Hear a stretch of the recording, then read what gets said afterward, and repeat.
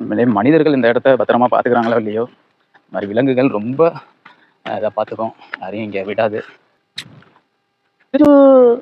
இங்க பாருங்க, அம்மாவோட படுத்திருக்கு.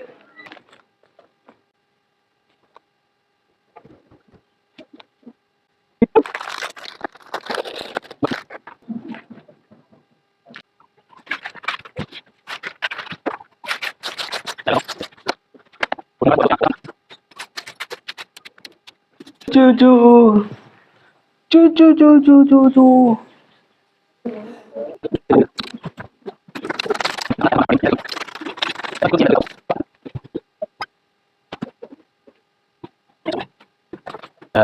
நம்ம கிளம்புவோம்.